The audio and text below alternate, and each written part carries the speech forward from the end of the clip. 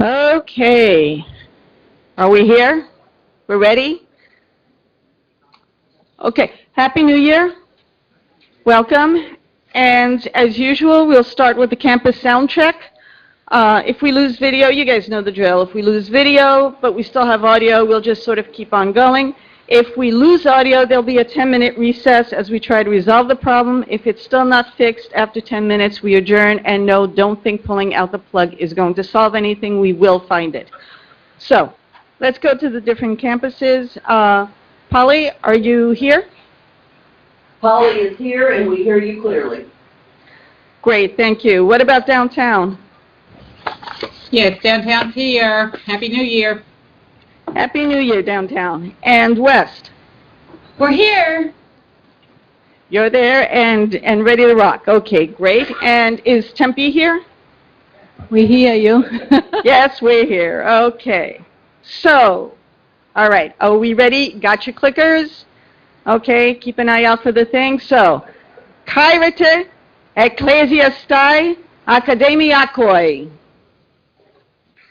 Kairete Ecclesiastai Academiakoi. Thanks to one of my colleagues. Can I no, it's got all kinds of really goofy symbols. Kairete Ecclesiastai Academiakoi.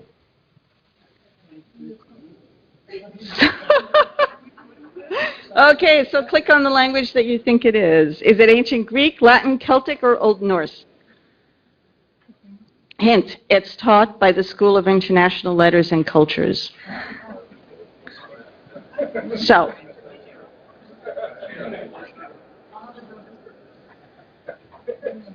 okay, are we still responses going, or?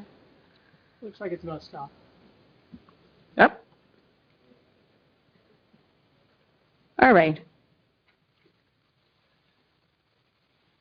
Yes, Ancient Greek.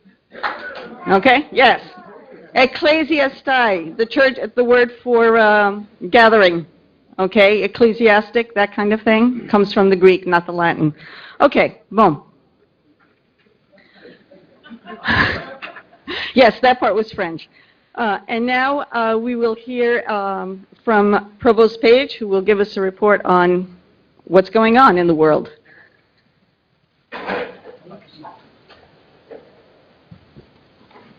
Thank you. First thing I'd like to do is make an announcement that we do have a new university librarian, Jim O'Donnell. He's coming to us from Georgetown University.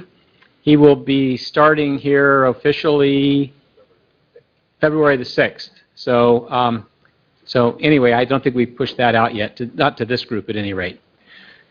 So for my report today, I was just thinking about, what's probably on everybody's mind. Why don't we talk about budget? And, what I'm going to do is I'm going to tell you everything I know about budget. And in the context of what you've been hearing in the press about from the state and everything, but also about how our budget works and what it's composed of. So first of all, we heard reports of $75 million cut to the universities from the state funds. These state funds are the funds that are allocated by the state legislature as a block of money that go to support the universities. So that's one form of state money that we typically would call state money in the past. Of that, the announced part that would be coming to ASU in the form of cuts was $40 million. This is a working number. It is not a fixed number. The president is working with state officials, state legislators. He's working with ABOR, and they're looking at other models with respect to the distribution of those cuts across the three universities. So it is not fixed by any means. It could vary significantly from that. Hopefully it would vary down, not up, what we can hope for. But But at any rate, so take that as just a target for beginning discussions. I look at this as, for us, say it was $40 million. That's like going up and maybe cutting 100 pounds off of a woolly mammoth. I mean, but it kind of comes down, it depends on where you cut it. So if you can cut it from some tissue that they've got a lot of, it isn't going to hurt much. But if you tried to cut it as heart and blood, well, probably, 100 pounds of heart and blood off of a woolly mammoth would probably be pretty significant. So that's sort of the other part of this is it's not just the amount of money, but then whenever we look at it, we have to figure out, where it's going to come from within the institution. And, we think a lot about that. We run a lot of different models. We look at places where we can cut and have the least negative impact on the institution. And again, keeping in mind that $40 million, that's 40 million of 2.2 billion. So it's not like all of a sudden we're losing a lot of money. The state over the years of the recession decreased significantly, 40-something%, the investments that they put it into ASU. ASU gets funding from the following sources. We get that small amount of money from the state. It's about a total right now of a little bit more than $300 million of our $2.2 billion budget, of which they're looking right now. The proposal that's on the table is 40 million of that. But we get significantly far more from tuition. Tuition often gets called state money because when the students pay the tuition, we collect the tuition, we give it to the state, and they give it back to us. So it's sort of it's just an operation that they do. So it comes back in, and so it's called state. But we don't call it state anymore, not in the budgeting office. We don't look at it that way. There's this little amount of money that we get from the state, the $300 million or so, and then there's the close to $1 billion in tuition that comes in through our students. And then we get funding from sources such as ASU Online. ASU Online is a multi-million-dollar revenue source for the university.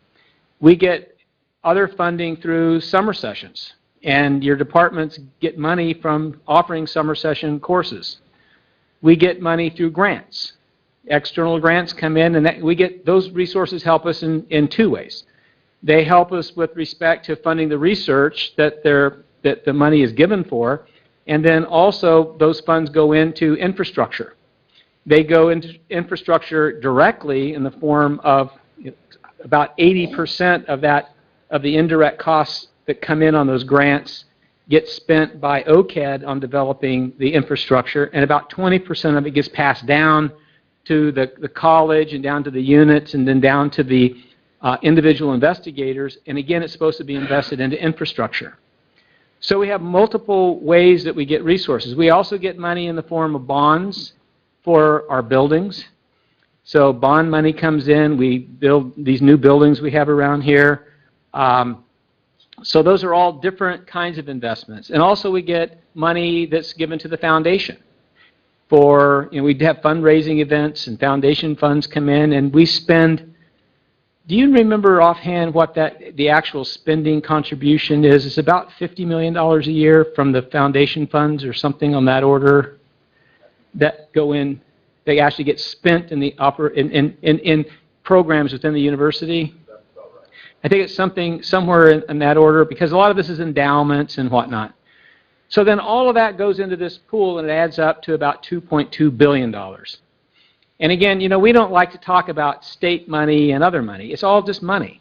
And these funds can be spent in any combination of ways. There are a few restrictions on some of the money that we spend. For instance, if you give a gift to the university and you say, I want to spend on scholarships, we have to spend it on scholarships. We can't spend it in other ways. Some of the funds that come in associated with federal grants that are specified for overhead, they're specified for infrastructure, for research. So we have some limitations, But basically, the other money just goes into a pot, and we don't distinguish the pots of money. There are faculty in this university who their salary lines are tied into money that units are earning from ASU Online. It doesn't matter. It doesn't matter where the money comes from. And others, their money is tied into this, what we call the state, because it kind of came in a block from them. But it doesn't really matter. We aren't restricted to hire faculty on any color of money. It's just money. So as we enter into the process of thinking about how are we going to respond to cuts that are being handed down to us, we will look at the pool of money as one big pool of money from which right now $40 million would be excised, but we're actually hoping that it's going to be less than that amount. So that is how we handle the budget. Any questions? Don't overwhelm me.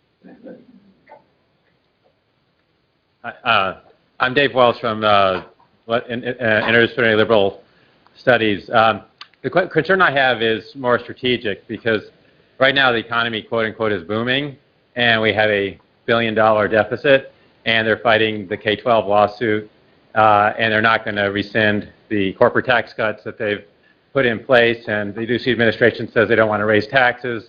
So if we have any economic downturn, given that they haven't paid back all the other accounting tricks that they used in the last one, what I'm afraid of is because university spending is essentially, in their eyes, discretionary money, that we're facing a potential long-term significant continued cuts to universities, and what the strategic plan is for the university in the event we have to that kind of outcome. Well, the strategic plan of the university is to continue to grow those other sources. And by doing so, the more we grow the other resources, the less we depend upon the funds that are provided by legislation of the state legislature. And how all that plays out, I have no clue. I mean, it's politics, and I just simply look at our budget, and I look at how we can, make adjustments to the budget as they come in. I'd like to be making adjustments up because we're coming up with ways to gain more revenue and resources for the university. But it's important that we all keep that in mind, that the university today, and not just us, but the state universities, the state institutions across this country are all in the exact same boat. It's a boat of developing revenue resources to run the university, and so we will continue to do that.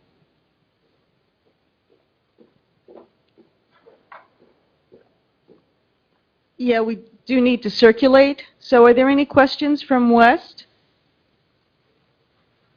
No? There are no questions here, Helene. Okay, what about downtown? I have no questions. Okay, Polly? We have one question. Okay, ask away. Okay. Hi there. My question was with the budget cuts, is there any impact that'll have on our merit raises or merit this upcoming year? Thank you. Yes. Yep. Again, we don't know yet. I mean, because we don't know the magnitude of them, and this is something we haven't got down to the details of what kinds of cuts will be made. So I can't really say that now until this is resolved and we really know what we're dealing with. We're not going to be making any plans or pronouncements of plans. Cynthia Tompkins, Tempe. I wondered if you're strategizing in terms of where the cuts will be, whatever they are. Well, again, we get together and we have meetings about the budget, and we come up with Plan A, Plan B, Plan C. But these are all just internal plans that we go through until we actually know, what the cuts would be that we'd be dealing with. We just sort of talk among ourselves and kind of figure out, again, we've got a woolly mammoth, and like the state, we have things that we can't cut and things that we can cut, and we have structural issues and we have personnel issues. all I can say is that we're very much aware of the effects that cuts have on the academic culture, both with the faculty and with the students and with the staff. And it's foremost in our minds that we don't harm the culture. I think that we've come a long way in the last 3 or 4 years with respect to the turnaround of the economy and the building of a very positive culture, I think, within the institution, and we're very much aware of that. Bob McPhee, Human Communication. I know you don't have authority to say for sure about this, and you probably would just have to make your best guess. But what's your best guess about what will happen to tuition over the next 3 to 5 years? Well, I can really only speak to tuition this year, and tuition is not going to go up for in-state students. And that's the only thing that the President has declared that. I think, again, it'll depend on the magnitude of the cuts to us as to whether we have to make any adjustments for any other students. But he was very clear that there will be no tuition increase for in-state students. And by the way, he was the only university president who said that. Okay? Thank you. Thank you very much. Just to be sure, no more questions at any of the other campuses? No? Okay. So we just talked about budget cuts and budget and that kind of thing. We're all concerned about these things. Our next guest is going to talk to us about how we can get something for free, which is always a good thing to hear about. So if you could please welcome Todd Halverson from the New York Times. Also, if you have any questions, I know from the other campuses, you'll let us know and we'll go around. But on the Tempe campus, don't raise your hand, just walk to the microphone and that will indicate that you have a question. Okay, and that way we don't spend time with people walking back and forth, that kind of thing. Just walk, and you are allowed to move it up and down also, that's permissible. Okay, Mr. Halverson? Thank you very much. Thank you very much. I'd like to thank Helen, and thank you for having me today. Again, my name is Todd Halverson. I am the education manager for the New York Times with responsibilities to our partnerships out west.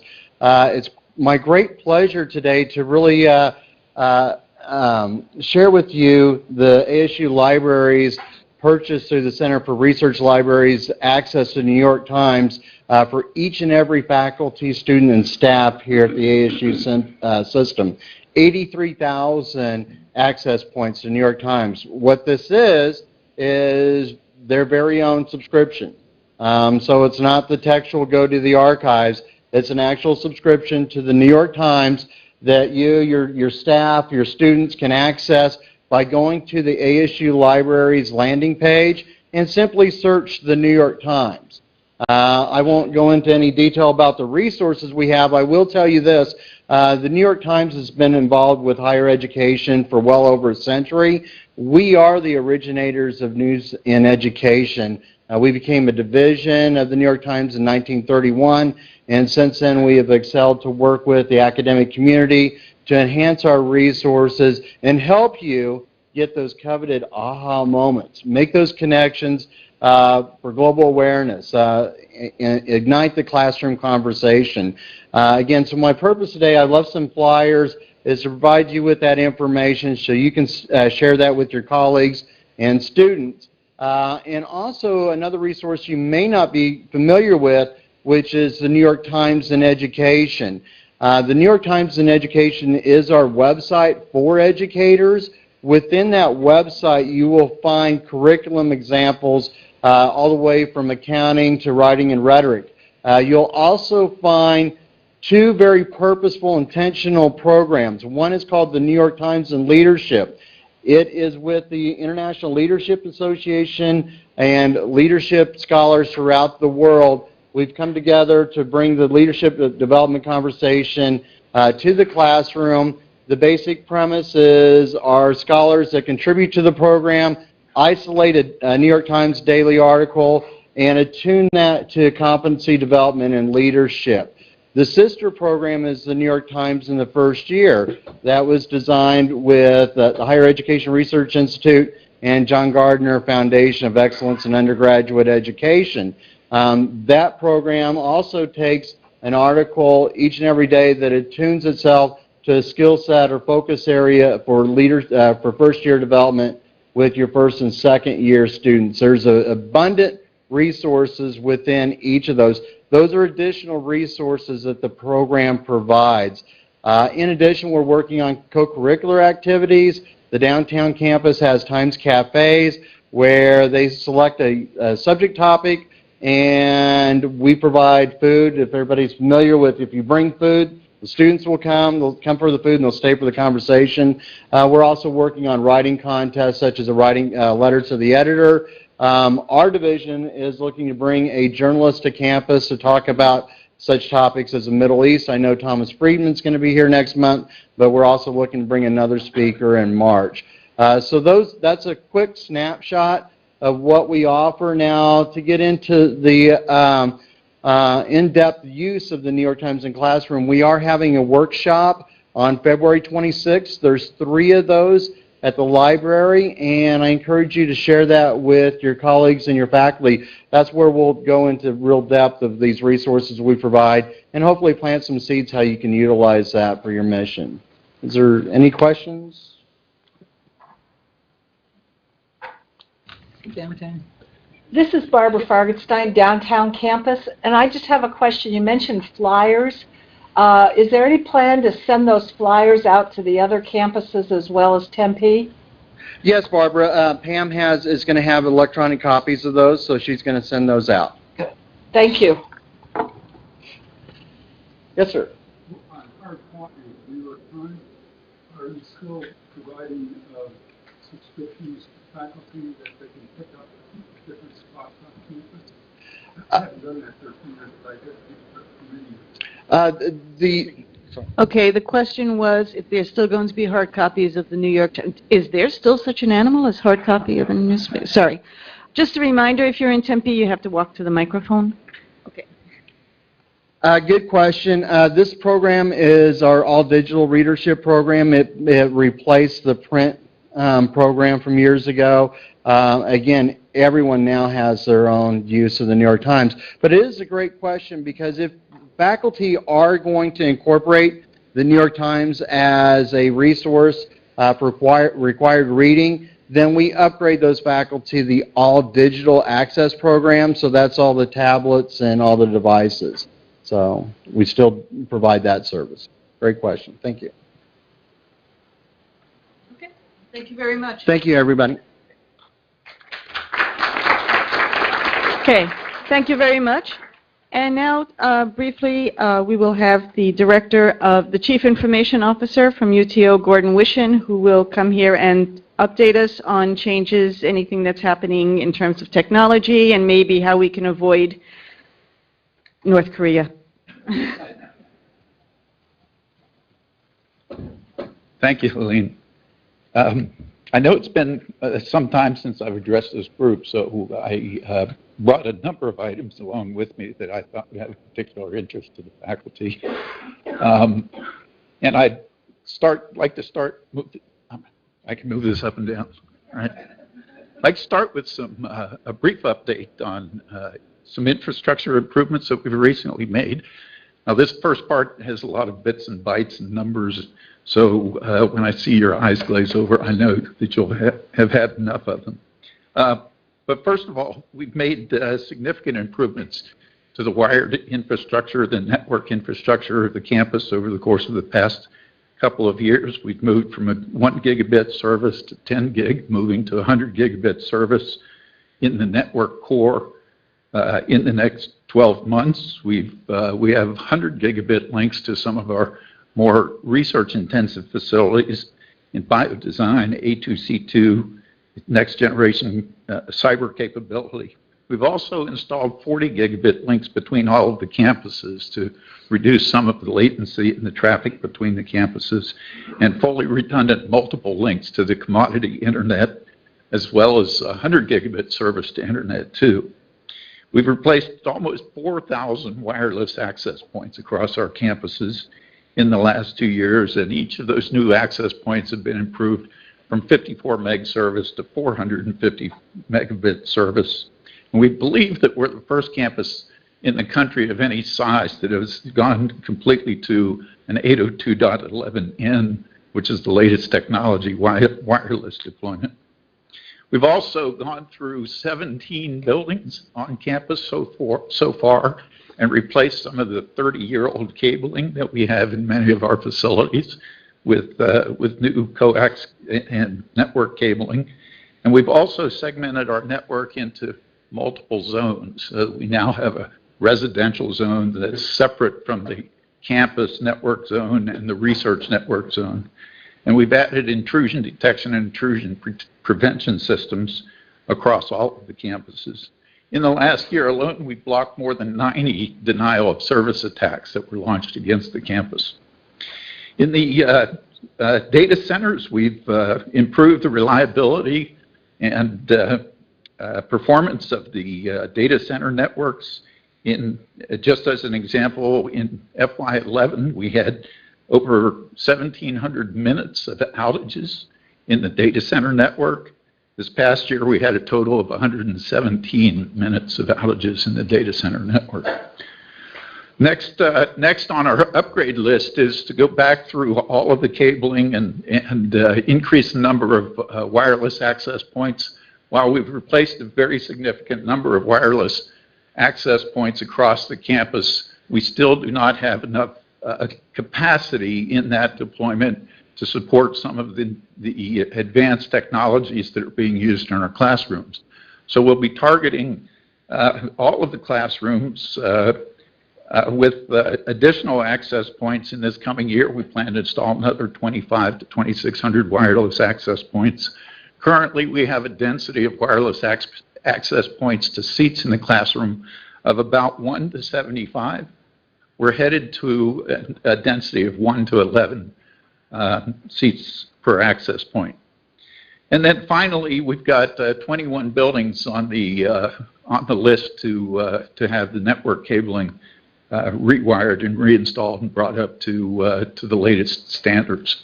That will get us through the next couple of years until the demand, of course, continues to increase especially for wireless access. We know that the average student brings to campus 5 wireless connected devices today. We expect that, especially with the advent of wearable devices, Fitbits, those sorts of things, between 802.11 wireless access points and Bluetooth low energy access points that we'll be installing on campus, we're going to continue to be hard pressed to keep up with what our students are bringing to campus. Next, I'd like to talk about our help desk. Several years ago, the university elected to outsource our IT help desk operations to a third party who had call centers in northern Kentucky and in Killeen, Texas. And while that may have worked for some, it certainly didn't work for us. You can imagine the challenges that we had with educating the call center agents in those locations about ASU, about the ASU culture, and specifically how to deal with ASU students and faculty issues. We brought all of that operation back in-house this past fall. And beginning with the first of the year, we're now in full operation with a help desk center located here on campus, equipped with the latest technology, and we're certainly anticipating much better response to IT problems that you might have anywhere on campus, any of the campuses with our new help desk operation. Next, I'd like to talk about encryption. I'm not sure if we have this slide up, but so many of you will remember the time 3 years ago when we went through a very painful process of resetting all of our passwords.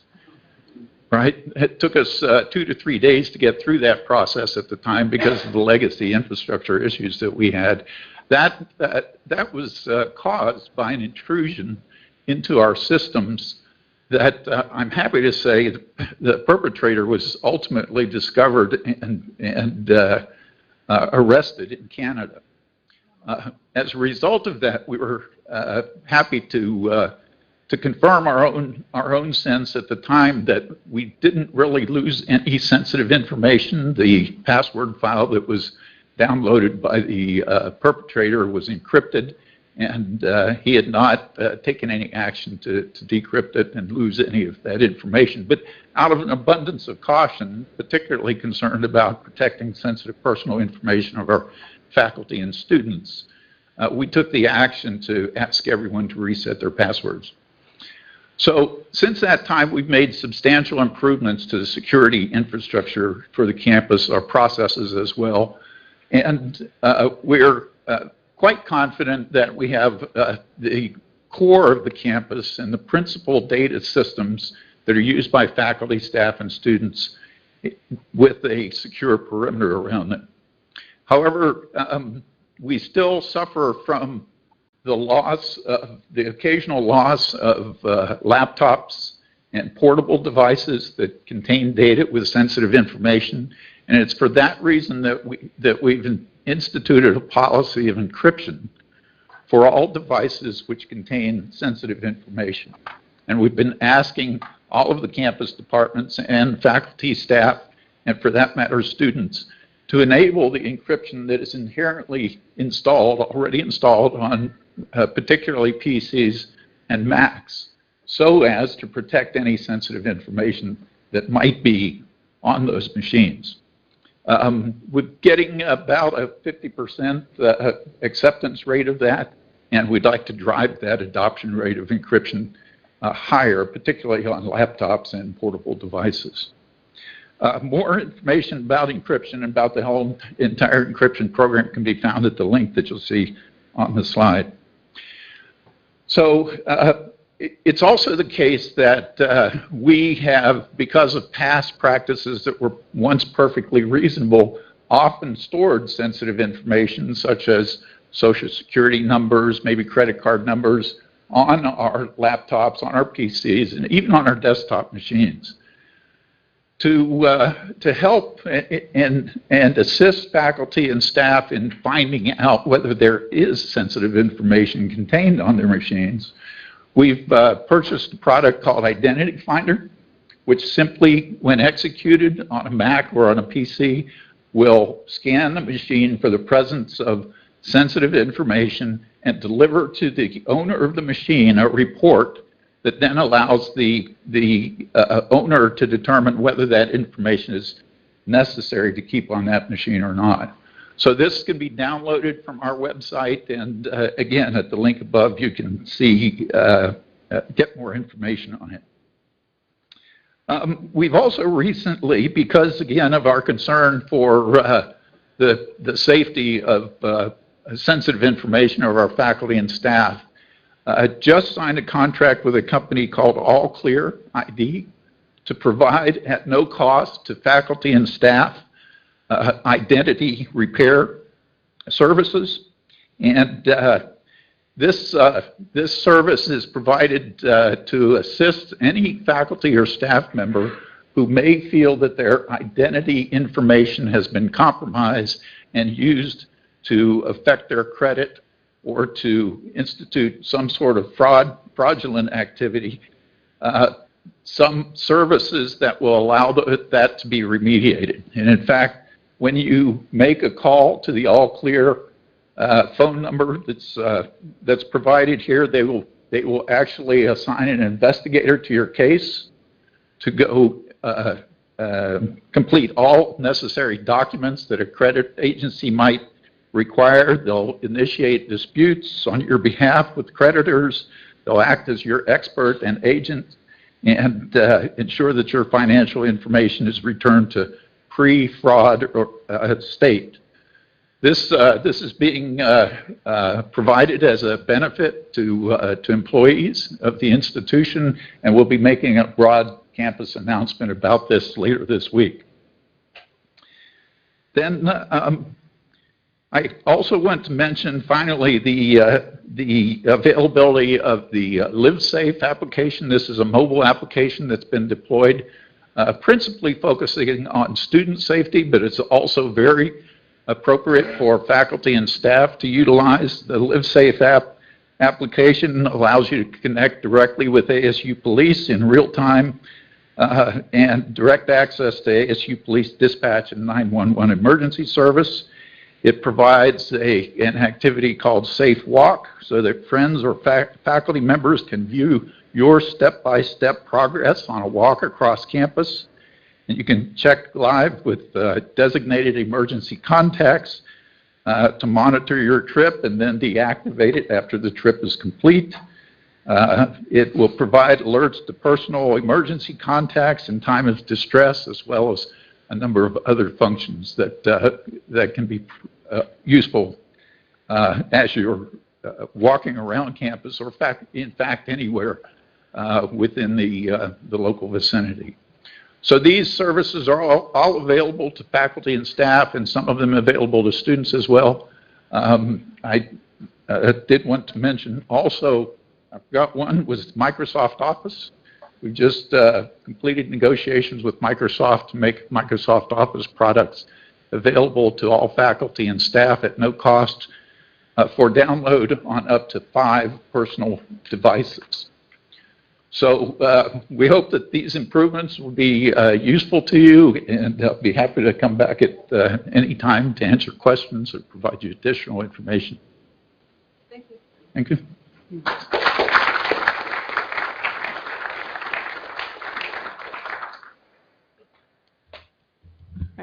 This month's, thank you very much. This month's Senator's Spotlight is Dr. Konstantinos Tsakalis from the Fulton School of Engineering, the School of Electrical, Computer, and Energy Engineering. This is his 26th year at ASU and his 6th year in the Senate. And about the Senate, he says it is an excellent opportunity for faculty to understand, participate, and contribute to the university operation at a high level, interacting with faculty from different units. So congratulations, Professor Tsakalis. You can applaud. Okay, we've got a lot. Thank you very much. You're welcome. We have a lot to talk about, so I'm going to be breviloquent. First, I would like to extend to Senator David Wells, on behalf of the University Senate, our condolences on the loss of your daughter last month. Please know that our thoughts are with you. We have a new governor, new budget, and Provost Page just talked about it, so I'll just skip over that. Just to let you know what we've been up to, at the UAC, we established several task forces, ad hoc committees to help us work through things, and you will be seeing a little bit later the product of some of the work that they've been doing. And this will continue. The Personnel Committee and the Student Faculty Policy Committee and Facilities Committee have all found new things on their plate. They thought they were done. Ha! So. And I'm very happy to say that the Sexual Violence Awareness Task Force recommended that one person oversee everything that has to do with sexual violence. So that has to do with the resources that are available for students, faculty, that has to do basically the resources for tracking, preventing, and resolving problems. And that is going to be Jody Prudhomme, who's going to be the new coordinator. So welcome. She's got a good job. She's got a big job ahead of her, but you know, I think this will be fine. Couple of other things you should be aware of to take back to your unit. Barry Ritchie will be hosting promotion and tenure workshops on March 24th, 25th, 26th, and the 31st, and April 1st. Again, this is not April Fool's. This is a real one. The sign-up form, you can get a link to it from the Senate website. And these things are really useful for any faculty who are going up for promotion or for promotion and tenure, because you get the information about what it is that you need to do, how to put together your dossier, that kind of thing. We all know how important that is. The police department would like us to know about the LiveSafe app, and Gordon Wishin just told us about it. So Also, the Centennial Professorship Award recognizes outstanding leadership and instruction both in and out of the classroom. Any assistant professor or non-tenure track faculty member is eligible. It's nice money. 3 $5,000 awards will be given, and an additional $5,000 will go to each recipient's unit to provide further resources and opportunities for students. The deadline for nominations is February 9th, and we'll be putting that information, I just got this before the meeting, we'll be putting that information on the Senate website as well. What is the Senate website, you ask? Do you know? By heart? usenate.asu.edu. It's not real hard. But anyway, keep that one in mind. We'll be putting a lot of information on that. And finally, congratulations to Senator Mary Laura Lynn from the Fulton School of Engineering, who had her second baby this morning. So congratulations to her. Okay, our best wishes. I'm sure she's napping right now.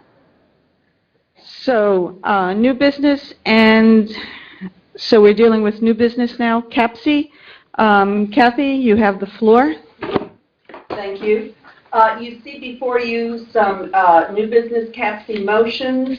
The following programs will be discussed at the CAPSI meeting this Thursday, January 29th, 2015. If your unit has any questions or concerns, please email me or the representative from your unit. The CAPSI members are listed on the Senate website. Thank you. Thank you, Kathy. And you can see there are several other motions that are up for first read. As usual, these are first read. We don't discuss them. We just read them. We don't read them all out loud. They used to do that in old times when people were illiterate, but hopefully we all know how to read. So make sure that you read them and be ready to vote on them next month, okay?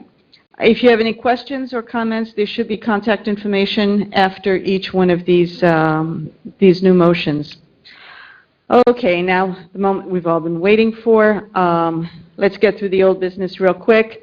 The new course proposals were sent out as a first read on October 20th. Are there any courses that you want pulled from the consent agenda? Downtown? Are you good? We're good. No, nothing to be removed. Okay, what about West? No, we're good. Polly? Polly's good. Okay, so we can vote.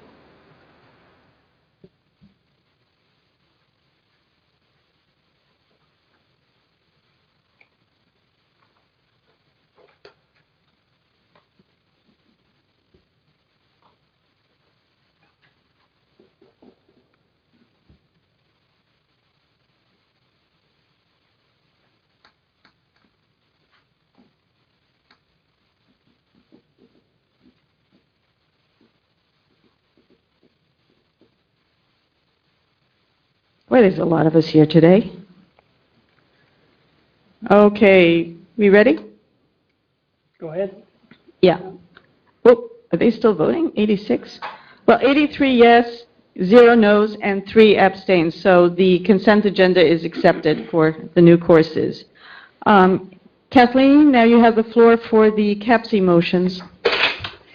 Okay, the CAPSI motions are listed in your agenda. These programs, as listed before you, were approved at the December 1st, 2014 CAPSI meeting and are presented as a consent agenda. I would like to ask if there's anyone who would like to remove any of these programs from the consent agenda. First, I'll ask for Polly, since we have the floor. Are you good? Okay. Helene, if you would help me with the other locations. Okay, Tempe? We're good? Okay. Downtown? We're good, thank you. Okay, and West? We're good, thank you. Okay, so we can vote. Give me a second.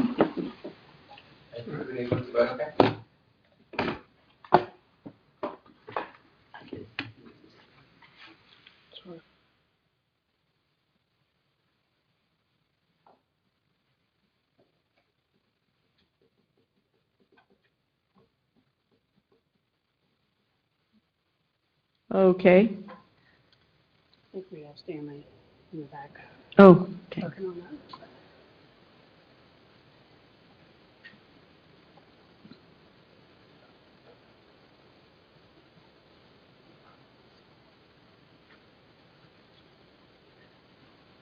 There we go.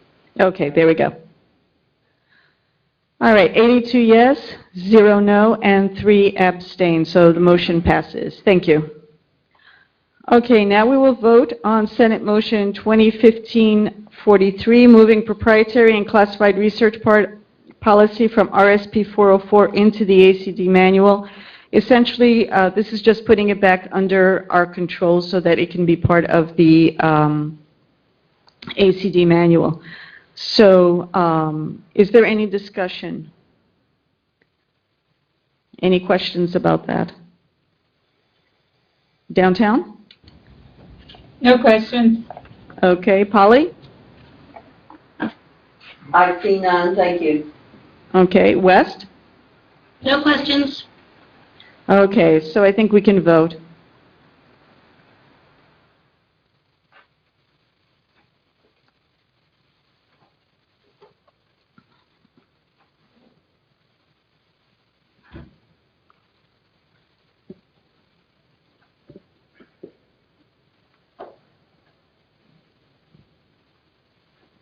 Okay, looks good. All right, 85 yes, 0 no, 1 abstain, so the motion passes. Thank you. All right, now we've done with the entrees. Let's get into the appetizers. Let's get into the main course. We now take up Senate Motion 2015-42, which is the revisions to ACD 402, the Amorous Relationships Policy Changes. Since it is a controversial issue and we're expecting vigorous discussion like we had last time, ground rules only members of the Senate. So members of the Senate are elected senators and ex officio members. Only those can speak. We will rotate through the campuses. So people will speak and then, for instance, Tempe, and then we'll go to downtown, make sure everyone gets a chance to speak. Ask questions that are substantive if we could avoid like really out there hypotheticals, unless they are, in fact, they carry on to the essence of the matter. And everyone should wait, don't hog the microphone like I'm doing right now, but make sure that everyone has a chance to speak before you come up and speak again. So Cynthia, if you could present the motion, please. Sure.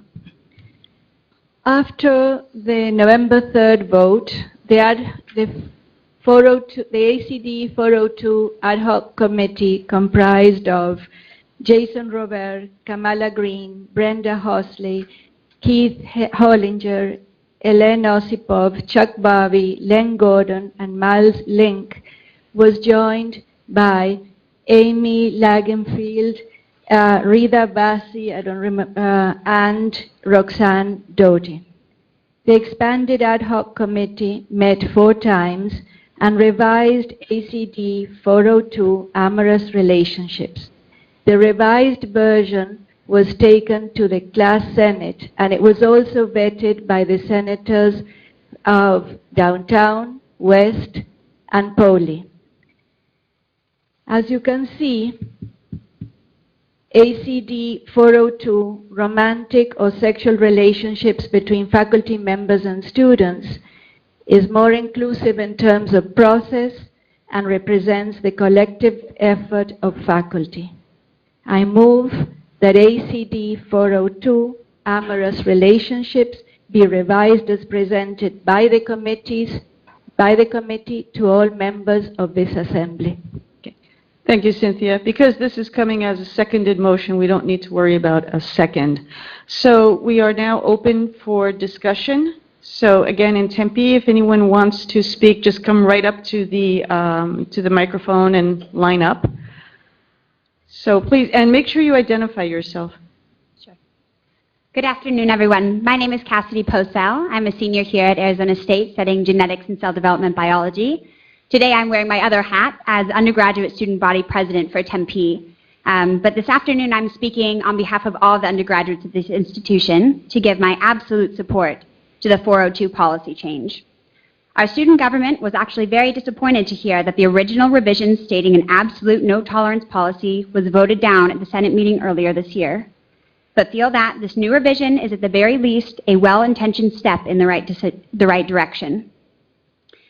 It is important for us all to feel safe here, with the threats from the external environment that are uncontrollable, school shooters, increasing amounts of student debt, a work environment that no longer rewards us for the time spent studying and achieving academically. We must be able to at least trust our professors, our advisors, those that are supposed to be invested in us only as so far as our academic and personal achievement. This revision makes that statement. Our professors want to protect us. There is no threat here of being coerced into a relationship, of falling victim, even subconsciously, to the unavoidable and unequal power dynamics that exist in a relationship like these. Today, I ask you to consider the statement you will make by passing legislation like this. To me, as a female student, to all of us as undergraduates, to the higher education community as scholars dedicated to our institution's purpose of academic success, and to the greater community, looking at our university, the largest public university in the country, to lead in how we protect our students and how we keep relationships that can derail our community, damage students and professors' personal lives, and confuse the bounds of investment that a professor should have in a student of our university. With this policy change passing today, my hope is that we will be moving in the direction that will lead us to a place where I can look at any of my constituents and know that here at Arizona State University, they feel safe and are protected by their professors and administration. Thank you. Thank you, Cassie. Okay. Okay, we will now go to the other campuses. Is there any discussion from Polly? Yes, I believe so. One moment. Oh, I just wanted to say a couple things. I served on this committee and we worked very diligently to bring this policy to the faculty on behalf of the entire academic learning community here at Arizona State University. I ask that we honor the trust that has been placed in us by students, parents, the state, our country, and as a global institution, the entire world, as we move forward with this policy and send a message to the entire academic learning community across this country that we are looking forward to and capable of demonstrating that we voluntarily hold ourselves to a higher standard. Thank you. Thank you, Keith. Downtown? Yes, I'm Marjorie Baldwin. I'm representing economics, even though I'm downtown today. I just want to ask a question before I make my statement. The policy that, as it is now written, applies to both relationships with graduate or undergraduate students. Is that correct? Yes, it's correct. Okay, then I need to read this statement from one of my faculty members. I sent the policy around to our faculty for their comments. Here's what that person said. My concern with the proposed policy lies solely as it pertains to consensual relationships between faculty and graduate students. I know of no situation of an ASU faculty member in a relationship with an ASU student, but I have heard of many situations in other schools of faculty involved in relationships with graduate students. Each of the situations I am aware of was a significant relationship, and some turned into long-term relationships. In each of these situations, the faculty member did not supervise the student, nor was the faculty member in a position by which she could make decisions about the student. To be clear, these situations would have each involved a situation where the faculty member could reasonably be expected to exercise academic or employment authority or influence. So the relationship would have violated the rules as currently proposed. But the key was that in those situations, the faculty member took significant care not to be put in such a situation. This involved barriers, including making the relationship known to the appropriate parties. But the proposed policy puts such a faculty member in a very difficult situation. Because they were not allowed to engage in the relationship in the first place, they may fear action by the university if they report the relationship.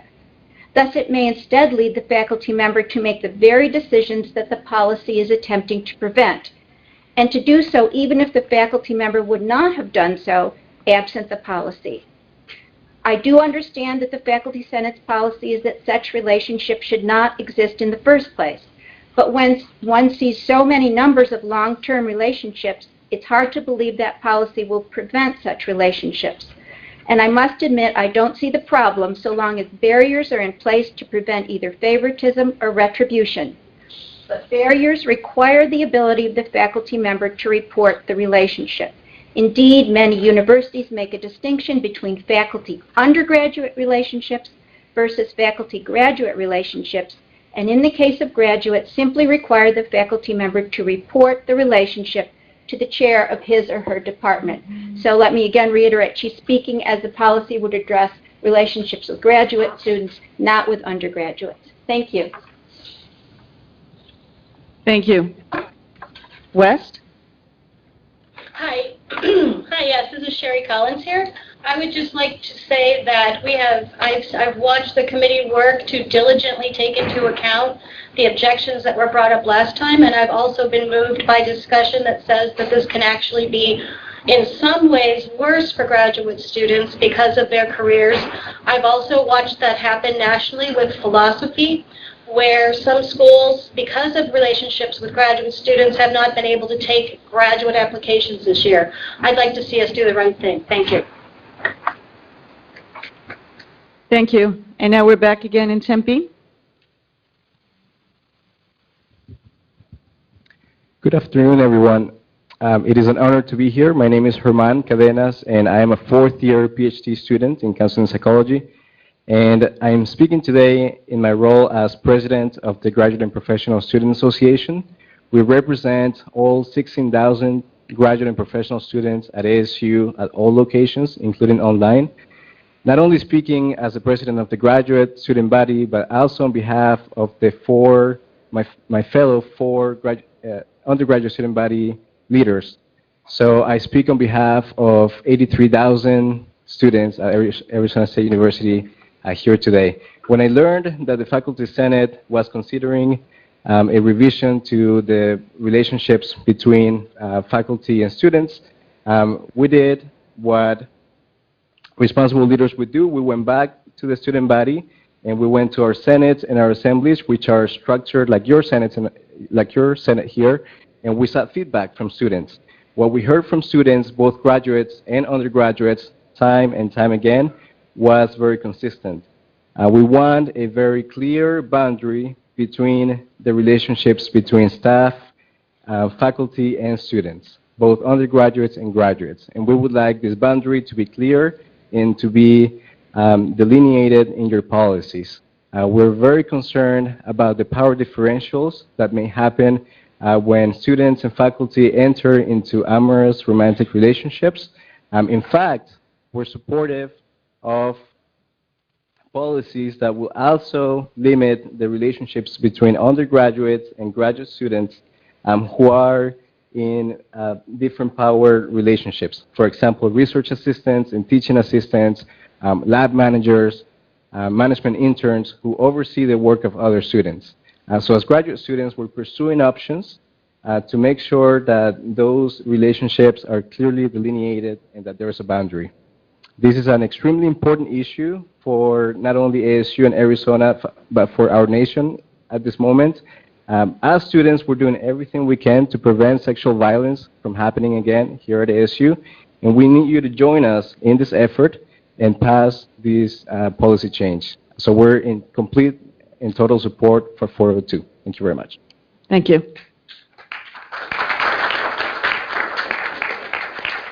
And we make the rounds again.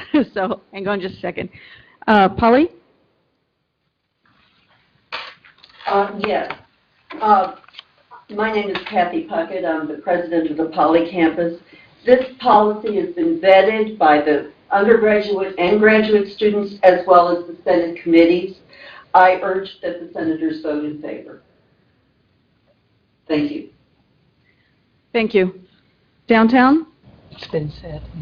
As a member of this committee, I would just like to say that we did spend a lot of time and we did do our due diligence by inviting those people who had objections to be a part of our committee and to bring any kind of concerns forward. And I think that we have a policy here that I hope that the rest of the senators can support and will vote in favor of. Thank you. Thank you. West? Not at this time. Okay, thank you. Tempe? Bob McPhee, Human Communication.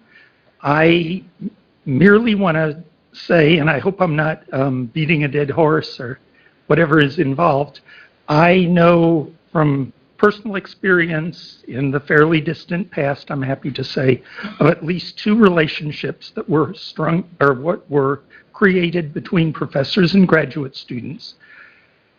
It's hard to say whether there was sufficient diligence about formal responsibility over the student, but you know, there were close relations between the professor and the student who was interested in a very related topic to the professor's specialty. In one of those cases, the student merely left school without her degree. In another case, the student descended into alcoholism. And I can't say how much causation there is there at all. But anytime a professor creates a relationship with a student, like any other romantic relationship, it's impossible to predict the future. And if we have a moral responsibility to these students, we ought to keep from creating these relationships. Once the student graduates, if there's a basis for a relationship there, you know, then perhaps it's okay. But up till then, I can't see it being appropriate. Thank you. Let's go around again. So, Polly? We have no further comment at this time. Thank you. Okay. West? No further comment at this time, thank you. Okay. Downtown? No further comments. Thank you. Okay. I see 2 people in Tempe, a couple of others. Okay. Hi, I'm Jack Spielberg from Math and Stats at Tempe campus. So we had a lot of back and forth with Cynthia and the committee in the last couple of months. We're really pleased to have been included in this conversation, to see the policy revised the way it was. In particular, the first paragraph of the policy does not prohibit relationships where there's sufficient distance between the 2 people. It doesn't encourage this, but it doesn't prohibit it. But in the second paragraph of the policy, where it's trying to give some room for relationships, it doesn't account for changing circumstances that might happen to such a relationship that wasn't prohibited but might become so. For example, if a couple are distant enough in units that their relationship is not prohibited, but then one of their changes units or the student enrolls in a different program and all of a sudden they're too close, then this policy would force either, you know, they don't change or one quits or they break up their relationship. So it seems to me that it's a very minor change to address this problem. So I would actually like to make a motion that the word adoption in the second paragraph of the policy be replaced by the word applicability. In other words, the policy does not apply to those relationships that predate the applicability of the policy. And in such cases, 515 would apply. That way, if after the policy is adopted, there's a change of circumstances to an existing relationship that wasn't prohibited, that would have made it prohibited, it would not apply. Do I hear a second? Okay, I see a second. So we will need to Have discussion on that. have discussion on that. So now we're going to have a discussion on the change from adoption to applicability. Does anyone have anything to say about that? One question that I had before that, but I think it might be related, and it relates to the question that one of the members from the other campus asked, is that life happens. And if you put faculty in conjunction with graduate students and they're working on things, relationships are going to develop. I'm worried that by saying that those are prohibited, you take a situation that might have been disclosed, and you force it under the table. What I'm asking is, if life happens and a relationship starts to develop, what happens to that? Is that relationship, it's verboten, that's just not allowed, and those people just have to stop right then and there? Or if there were some disclosure at that point, would those people have some ability to remove themselves from a relationship not from the relationship itself, but from some sort of supervisory relationship? And that's what I'm asking, is that I'm worried about the comment that was made by one of the other campuses that if a relationship like that starts to develop, does this policy force that under the table rather than encourage disclosure? My assumption would be that in that case, as with anything else, marriages or family relations, whatever, that you would have to disclose and work it out with the unit chair, the unit director, to mitigate the conflict. The policy says it's not allowed. It doesn't make any room for disclosure in it. That's something that would have to be taken up by the persons involved. That's all I know right now. So, yeah? Dan Ariola, School of Geographical Sciences and Urban Planning. I recall from the last time this body had a discussion, a large discussion, but I think it was the November meeting. Yes. One of the issues that came up had to do with the ASU Law School, or somebody at the ASU Law School actually commenting on the language of the initial revised. So my question now is, ACD 402 policies revision that we're now discussing, has anybody at the ASU College of Law vetted this issue by the language? Yes. Amy, do you want to speak to that? Since I think you're the one that he was referring to in the first place. So we had 2 people from the College of Law on the committee. Good. Because this wasn't brought up in any of the vetting discussion. It was all talked about committee vetting, but not legal vetting. It was vetted the first time. Oh, I'm so short. Oh my gosh, I'm really short. So Amy Langenfeld from the College of Law, back in front of you again, not by demand, I guess I'll say. The real vetting, I think, is by General Counsel's office. It's not, I don't represent this body as a lawyer. The language, I think this is a big improvement. Yes, I remember quite well objecting to the previous proposal. I have none of those objections to this, if that helps. Now I broke the microphone, so discussion's over. We have a motion on the table. We do have a question on the table. Thank you, Denise, which has to do, let's go back to the motion, which is the discussion of changing the term from adoption, that predate the adoption, to applicability of the policy. Is there anyone who wants to speak to that question? Okay. Rita, do you want to speak to that question? Okay. Actually, it seems to me this is a technical issue. I mean, in terms of wording, it doesn't seem to get to the heart of what we intended in the writing. That's my point on this. Okay. Meaning that, I mean, changing to the applicability seems, appropriate. That's my view. I don't think we're delineating before this policy and after this policy. We talk about pre-existing situations, I guess. But then, anyway. Okay.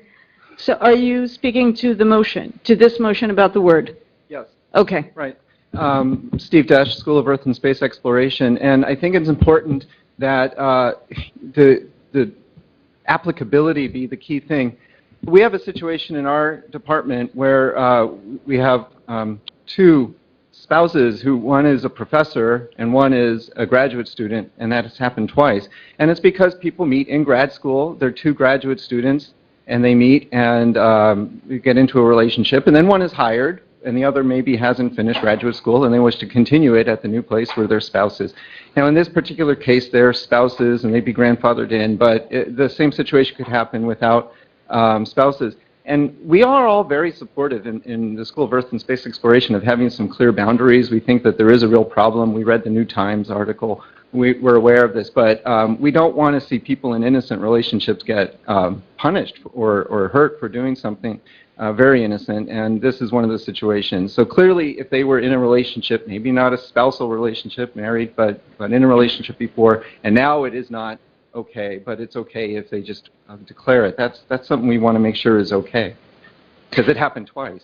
Okay, if you read carefully, the policy does state that the policy does not apply to relationships that occur before, that either married or domestic partners. It doesn't apply to that, or to people who were in a relationship before either one of them before one or the other was associated with ASU. So the cases that you're talking about would not be affected by this at all. But applicability is, I think, But you're arguing for applicability. Okay.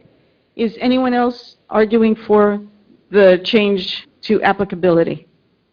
Okay, or for or against, whatever. But we're trying to stay on that discussion. Yes. Bob McPhee, Human Communication. I do not like the idea of changing to applicability. That means that at any time into the future, if a relationship, innocently, and I use that word in quotes, springs up, the policy doesn't apply. It wasn't applicable before. It isn't applicable up to the point where romance of whatever sort occurs. So, it doesn't fall under the motion. I just think it changes the meaning of that provision 1,000% from something that, is introduced because you shouldn't have retroactive policy to something that really eliminates the motion's applicability. Okay. Thank you. Cynthia, before I get to you, is there anyone from any of the other campuses downtown? Do you want to speak to it? This is about the applicability statement. Yes. We don't like the change and stuff, so we'd Okay. like to keep the motion as is. Okay, thank you. West? Is Similar there any discussion? sentiment to downtown here. Okay, thank you. Polly? We have reached consensus. The 10 members of the Poly Caucus here see no justification for the word change. Okay, thank you. So let's go back to Tempe. Cynthia? The problem with applicability is that it undermines the policy. The reason that the boundaries are instituted is that if you have two people involved in a unit, all sorts of things happen, whether you're aware of them or not. The professor has power over other decisions. He can influence other professors, aware of it or not. It has numerous implications on other people in that unit, faculty, in terms of both faculty and graduate students. Other graduate students can file suits saying that they don't receive the exact same treatment. This has huge implications. I obviously am against it. Thank you. I want to second what you just said, Cynthia. Yes, it's true that it's not only two persons involved who are involved, there is everyone else who might be affected by a relationship. And the idea, this also addresses a question about life happens. The point here is that to set strict professional dealing between faculty and students who they can influence in one way or another. And the idea that if you're interacting with a student, life shouldn't happen in a different way other than professionally. And so your attitude toward the relationship with students is that of a professional, and that should throw out of the window any other any other non-professional dealing. Okay, any more comments or discussion on applicability, changing the wording from adoption to applicability? We're still on that. Yeah, I just want to come out and support. Could you identify yourself? Hugh Barnaby, Electrical Engineering. Thank you. I want to come out in support of the change because I think that it's important for us to understand why this motion was brought up. There is a circumstance in which two people are in different places altogether, and then one person wants to move into a place which is close enough to be deemed an inappropriate relationship. And so with the adoption clause, it means that can't be done, can't do it. With applicability, it just means that the relationship started before the actual rule applies. I don't see what the big deal is with applicability, like undermining the policy in any way. It just has to deal with a specific issue where relationship started when they were when it did not apply, and then it applies because one person moved. Okay. Any more comments? Helene? Yes? This is Barbara Fargetstein at the downtown campus. We'd like to call the question on this amendment. Okay. Are we ready to vote? So this is on replacing replacing the word adoption to applicability. If you approve, hit yes. If you don't want the change, you hit no. We don't, so we want it. Yes, okay, we've got our parliamentarian pulling me back in line. All right, if we call the question, what we're saying is we want no more debate on this question. That means it needs to be seconded, and we need 2/3 voting in favor of voting on it. Because what we're saying is we don't want to do any more debate. We don't want to hear anybody else. Okay. Do you wish to withdraw the motion? Or do you want to do a second on calling the question and then we vote on that? Helene, this is Barbara. I do not want to withdraw the motion. I'm just waiting for a second. I second. We've got a second, so let's vote now on calling the question on stopping debate. Okay, that's going to take just a second. So now we. Yeah. Sorry. Oops. Sorry, shouldn't have seen that. We're voting on stopping debate on applicability, on changing the term from applicability to adoption. If someone calls the question, we have to have a 2/3 approval to stop debate.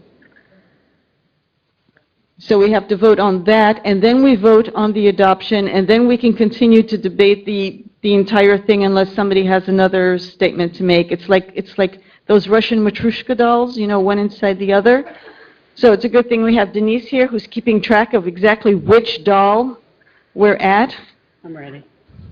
Okay. All right. So are we ready? So do we want to call the question? Do we want to stop debate?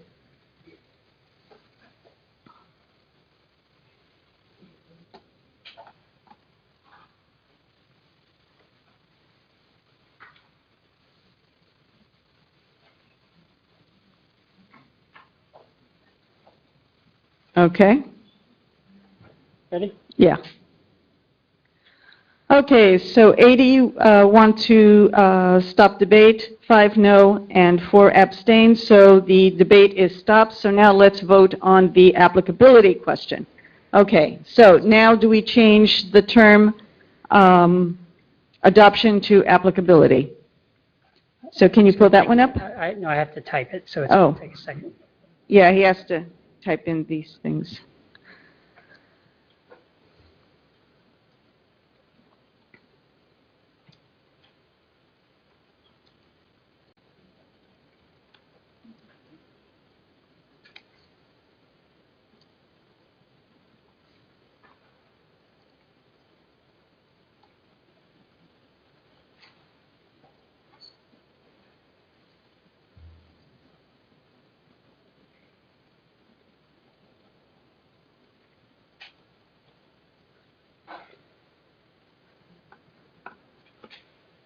Okay. Oops. No, not okay.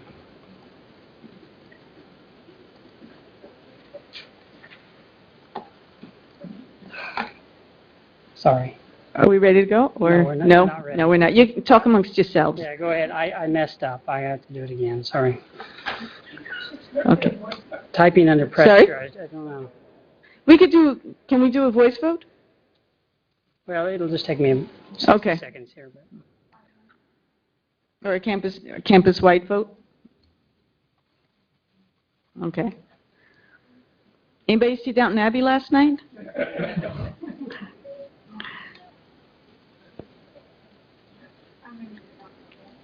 Sorry?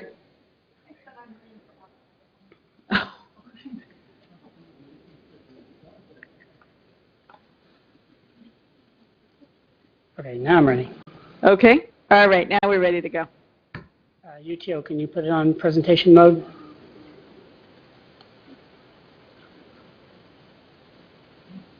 Okay. It's Okay. not up there. Is it up? It is. Do you approve changing adoption to applicability in the proposed ACD 402? So yes means you do want the change. No means you do not want the change. C means you don't care one way or the other.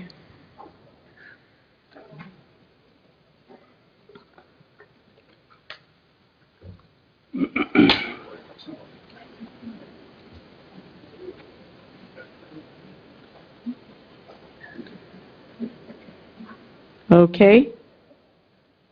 Is that it? Okay, so 33 yes, 55 no, and 4 abstains, so there is no change to the motion.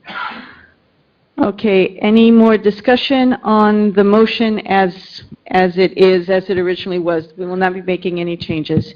Yes? Hugh Barnaby, Electrical Engineering. I'm a little bit confused by the two separate paragraphs. It seems like I'm referring to the first paragraph, which I agree with, but the third paragraph seems to roll back in the spousal relationships, etc., and I'm not quite sure what that's trying to say, and I'd like a little bit of explanation as to what's being said there, because it looks like the first paragraph says that spouses and pre-existing relationships are exempt, and it looks like the third paragraph says they're not exempt. So I'm a little confused. So they're not exempt, or they are exempt?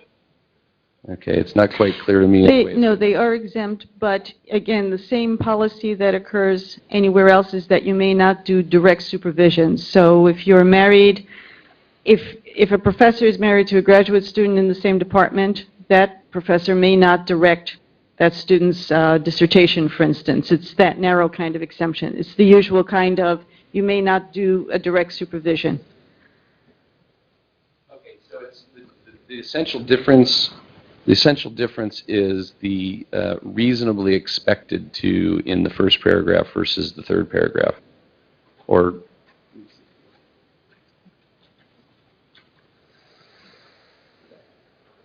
still a little bit confused about the distinction there. Okay, Cynthia, I don't have it exactly in It'd front of probably me. be good if you read the policy Elaine, too. I believe that the Or put it on the policy screen. references ACD 515 on nepotism in that case. There is a section in there on that. Yeah. Do you have it? Yeah.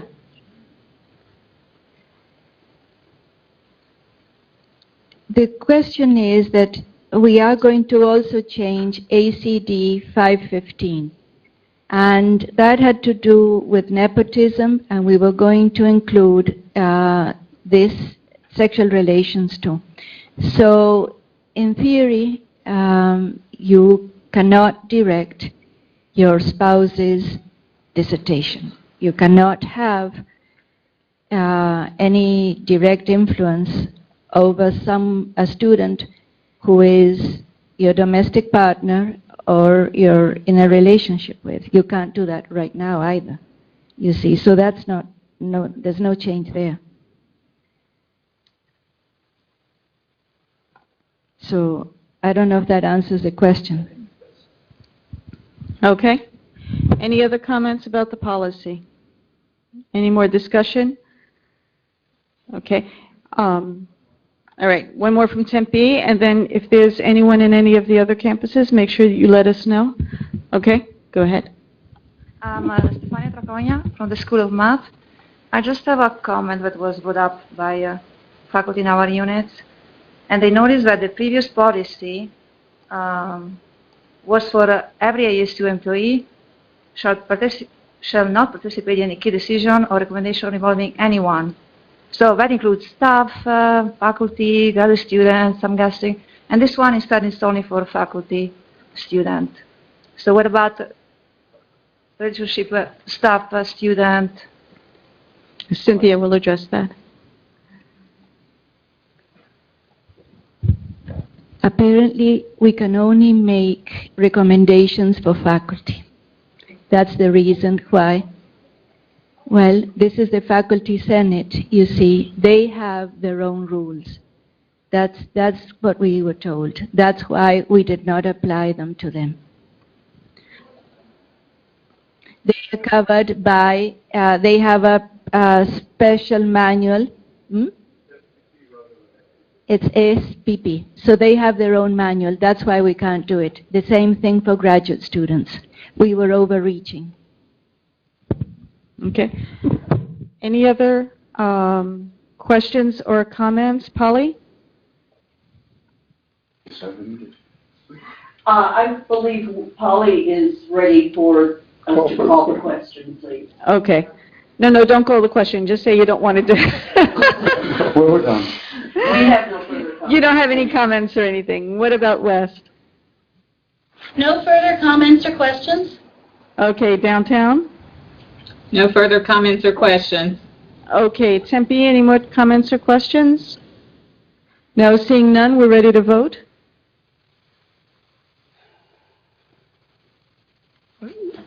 Helene, just 1 second. Adding to it is the computer is moving slow and the question won't come up. So let's hope it comes up. I wish Gordon Wisham was here, then we could yell at him about the thing being too slow. You would know it would do this on this Yeah. one. So.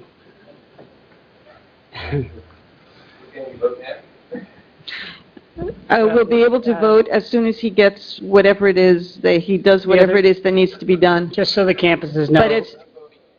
But the computer is just sort of like being slow and cranky and like me right The computer will not pull up the question. I have it open, but we're waiting. So I may try to retype it here and reopen it and see if that helps. So. Okay. Something happened.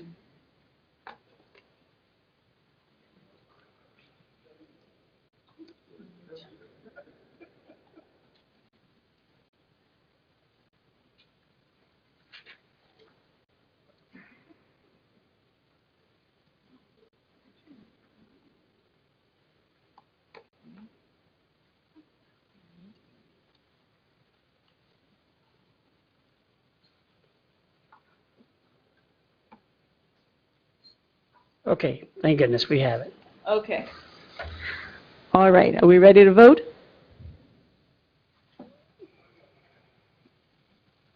Do you approve Senate Motion 2015-42 ACD 402 policy revisions? So 1 for yes, correct, 2 for no, C, eh. Okay.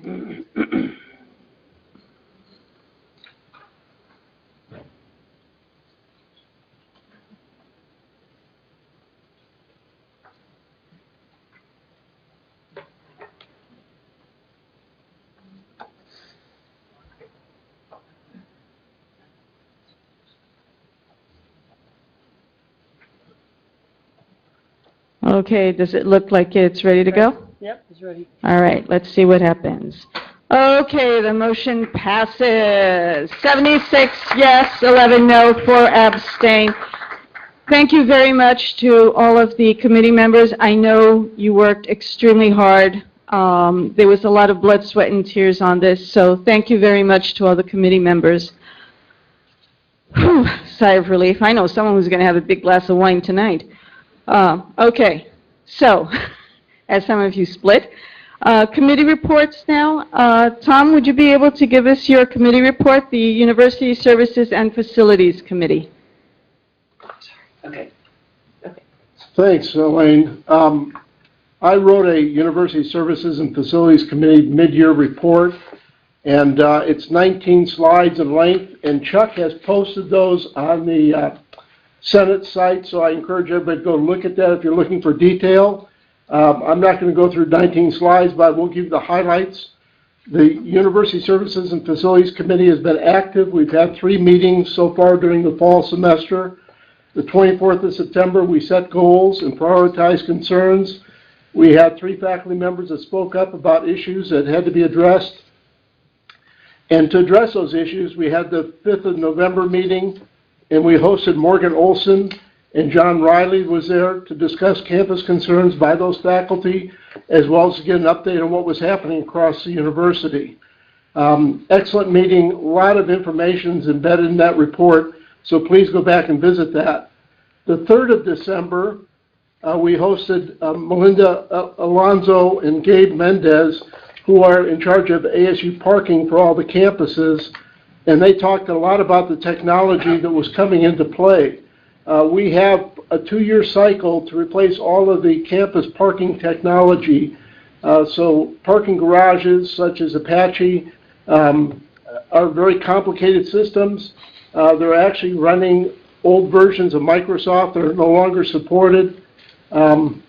So basically what we've ended up doing is we're going to bypass all those systems. We're running patches right now, but we're going to bypass those and upgrade all the parking. So that'll come into play pretty quickly over the next year. We've got another meeting scheduled for February 2015, and that's going to discuss a faculty survey that we're proposing that becomes an annual survey by this committee. It's going to address faculty concerns in different facility locations, campus safety, and also high-performance computing. HPC will be part of that survey instrument too. And the committee and I will be working to put that survey together, and it'll come out sometime probably in early March, the way we set that up. This mid-year report also covers all the responsibilities for the University Services and Facilities Committee, and there's quite a few responsibilities. This committee hasn't been very active in the past, but it's become very active right now. And there's 11 senators that serve on this committee representing the different campuses. So if there are any questions? Any questions for Tom from Tempe? No? Okay, downtown? Questions? No questions. Okay, Wes? No questions. Polly? No questions. Okay, thank you. And now moving on to the Personnel Committee, Sherry? Hi, you've seen that we have a motion regarding the non-tenure eligible faculty promotions. We will continue on Wednesday when we're meeting this week to struggle with the issue around multi-year lecturers. We're also going to be addressing the issue of overload pay, course swapping, and I-course limits. Any questions? Any questions? Whoops, somebody's coming up now. Stefania Dracomagno from the School of Math. I have a question. What I see you have in the motion you just mentioned, recommend establishing a pathways for those lecturers who lost their multi-year contract to be reconsidered for those multi-year contracts. But what about promotion for those lecturers that were hired on an annual contract, and we have some in our unit, starting last fall, they cannot apply for promotion to senior or principal. Now, is that going to change? Are we looking into that or not at all? Otherwise, I do not see the difference between a lecturer and an instructor. I don't understand. Okay, Sherry, do you want to take that? Well, the only thing I can say is that we were addressing the point that a multi-year contract was needed for promotions, and that's what our motion addressed. As far as the other questions, there is a difference, I think, in course load and in title, but other than that, that's what I have to say right now. Okay, thank you. Anything else from Polly? Questions for Sherry? No? Or at least I don't hear. It's awfully quiet. No questions. No questions. Okay, okay, and from downtown, any questions for Sherry? No questions, thank you. Okay. West? Any questions from West? No, thank you. Okay. And now we've got the, Chris Kaselka will be talking about the Committee on Committees. Don't you love the name of that, the Committee on Committees? Then we're going to have another one, the Committee on the Committee on the Committees. Yes, good afternoon. Based on your nominations that you submitted over the fall for president-elect of your campus, as well as the offices of the Committee on Academic Freedom and Tenure, Governance Grievance, the Committee on Academic Professional Status, as well as the AP Grievance Committee, the Committee on Committees took your nominations and has created a list of nominees for this year's Academic Assembly election. So thank you for submitting those, and thanks to the committee for working up and asking people to run for this year's elections. Preparations are now underway to launch the elections, which are scheduled for mid-February, so you should all be seeing your ballots about that time. So thank you very much. Thank you, Chris. Any questions from downtown? No questions, thank you. Okay, West? No questions. Polly? No questions, thank you. Okay, thank you. And I don't see any questions from Tempe? Or am I wrong? No. Okay, nobody's rushing over to the mic. Okay, and now Michael Rosenberg, you're going to tell us about the work group on data archiving.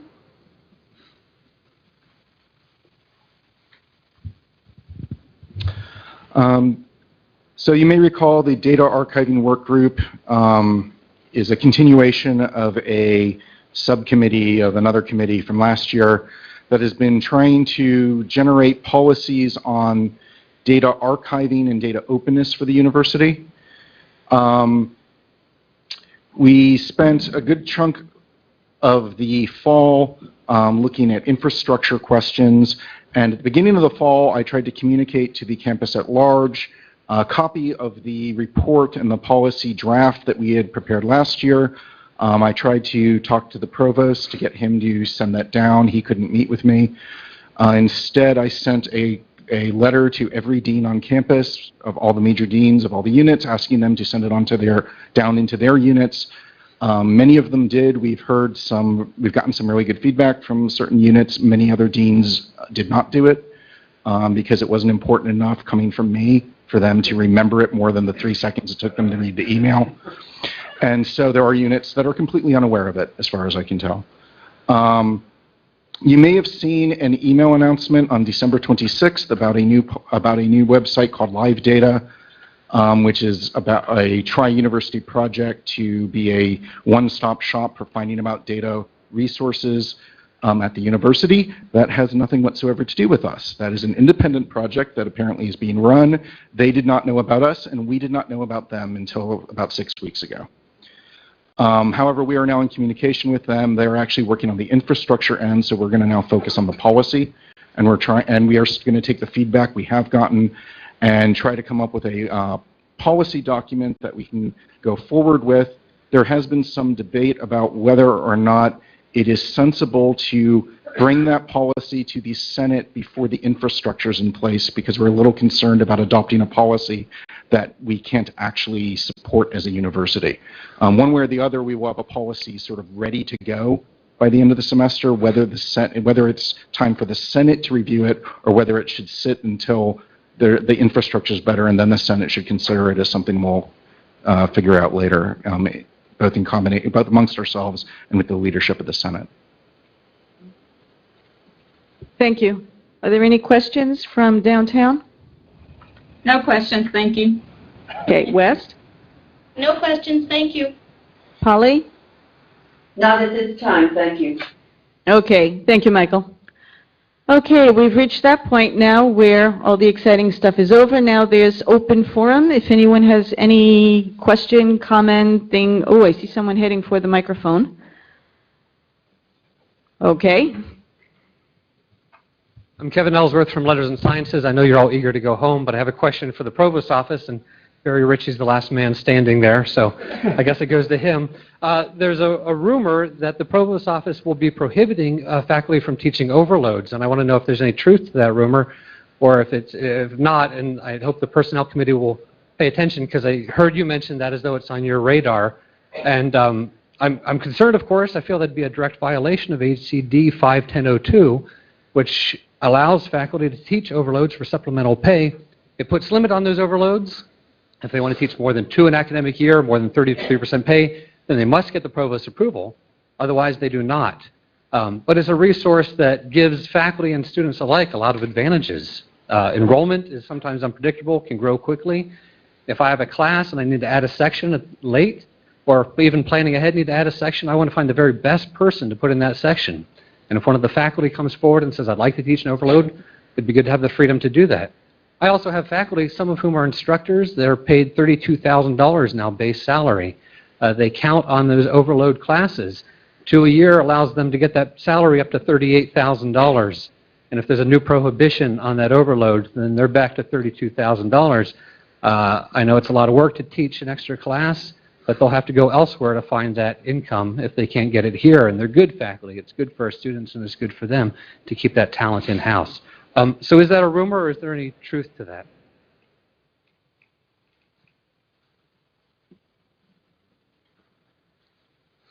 Barry Ritchie, Vice Provost for Academic Personnel. I don't know of any plans to eliminate overloads. I think this past year, as our enrollments have grown faster and faster, we've had later and later requests to do emergency ads and so forth. I think there's concerns in a number of colleges about ensuring the quality of instruction that's delivered. Obviously, we share those concerns. What we would urge, and the discussions that we've had, are trying to make sure that when possible, planning's done so that those overloads are handled in a proper manner, that we don't wind up doing anything that compromises the quality of instruction that we offer to students. Thank you, Barry. Okay, anything else for open forum? Yes, Len? Oh, I'm sorry, you weren't on the thing, but yes, do you have a quick report for us? Okay, come on, go over to the microphone. I hear tummies rumbling, so it's going to be quick. Yeah, thanks. Just briefly, the University Academic Council supported advancing 2 motions from the Student Faculty Policy Committee, which at least my wife thinks are not controversial. One of them has to do with academic integrity. They both have to do with gaps in university policy. And we found out through Dan McCarville, engineering senator, who checked this out, that there isn't any way currently of noting when a student engages in academic dishonesty and goes through a formal process of identifying that, of anybody else knowing about it. And so the motion is that when, after it's been established, there have been at least 2 issues of academic dishonesty, and academic integrity for a degree at ASU is critical, we thought, that this ought to go to the Dean of Students, and that if 2 such occurrences occur, students should be suspended for at least a year. The other, and that will come up for a vote next time, the other issue had to do with this from the College of Liberal Arts and Sciences Senate, asking to establish a university policy on how long a student would be obligated to stay in a class when an instructor is late. And we agree that there ought to be a university policy, and it ought to be determined by each individual faculty in her or his classroom. Issues that will be coming up in the fall, the spring semester are student debt again. Last year, when Alejandra Elenis chaired the committee, we took a look at student debt, and we knew when we met with Mizzy Pizzo, the Executive Director of Financial Aid and Scholarships for Students, that ASU is way above average in addressing this problem of student debt. But the problem is national and at ASU, that student debt is growing at a very geometric basis, over 24,000 now on average for an undergraduate and over 40,000 for a graduate student. So we're going to be taking another look at that. Then President Osipov called our attention to the fact that a number of students are concerned about how you go about getting a double major or concurrent degrees within 120 hours, and that it turns out that I think particularly since the lack of publication of bulletins undergraduate bulletins. A lot of students don't catch that they could do this. If they got early enough information and advisement, we're going to take a look at how to address that issue. And then there is a proposal to change the number of hours to get an ASU undergraduate degree from 56 to 45. And this, David Wells at downtown campus has gathered information on peer universities, Pac-12 and others, and we're going to take a look at that and the rationale and perhaps come up with a proposal on that. Then there are some other issues, and I won't go into those. Okay. Sorry, okay. Thank you, Len. Oh, right. Any questions? From downtown, any questions? No questions, thank you. West, questions? No, thank you. Okay, Polly, any questions? No questions, thank you. Okay, anything else for open forum?